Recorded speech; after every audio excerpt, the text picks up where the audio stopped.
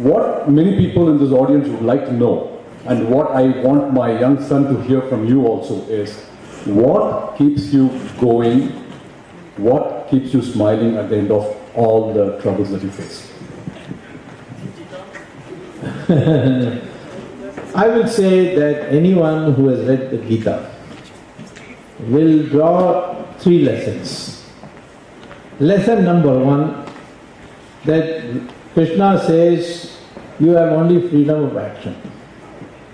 You have no right to the fruit of the action.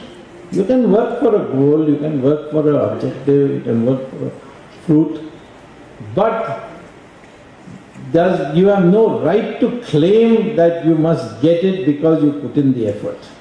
You have freedom to make the effort, and all good karmas will be rewarded in some way or the other. It may not be necessarily in this. You may strive to win an election and lose it, and then later on get a job as the UN Secretary General, so you will be better off. But if you had won the election, you would not have got that job. Or you may get a very bad job and a very good wife, or a very good job and a very bad wife. And of course I am gender neutral, so I can also say good husband. So therefore, Gita says very clearly, don't hold yourself responsible for the result. I am responsible. And this removes tension completely, because most people get tension whether I am doing enough, whether I am competent, whether I am good, that why I am not getting the result, why I am a failure. People, hate the word failure. So point number 1. Point number 2 is that there are karmas that you inherit from your previous life, which you have to discharge. So don't say, see, why am I suffering so much while that other fellow is enjoying so much, and my neighbor is doing so well, etc. Because you come to this world with a baggage of karmas, and if they are good karmas, you will get, without doing anything, enjoyment. If they are bad karmas, you are going to suffer.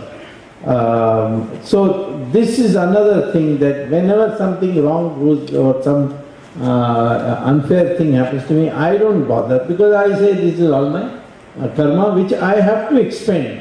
And the earlier in your life you expend, more will be your old age will be happy. And so therefore I've been through hell in India, I can tell you.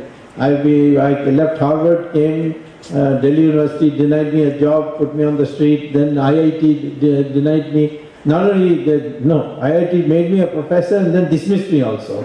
Later on, after 21 years, the courts reinstated me. But in between, after 3 years after my dismissal, the Janata Party came to power, and Morarji Desai appointed me on the very board of governors which dismissed me in the first place. You see? And Morarji asked me, now I'm appointing you to the board, what do you want more, do you want me to do? He said, all the people who dismissed me are still members, so dismiss them first. So he dismissed them. So, and then 21 years later in the courts I won the case, and I got all my back salary, which I would never have been able to save had I been working as a professor. So, these are some of the things. And the third thing you see is that if you are working for somebody else, or society, or the nation, not for yourself, as Lord Krishna says, don't do it with a motive. Do it for service. Then you will find that the Divine Himself intervenes and creates conditions for your success when the time for it comes. So these three things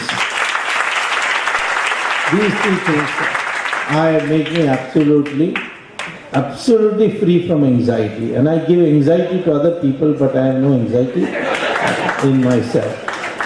And fear of your security, well, I mean, that also is the responsibility of God to protect. And somehow or the other I have found whenever there was a danger planned for me, something happens and I go by another direction, or my flight is cancelled or something like that. So there is divine. If you believe in the divine, you can never be afraid.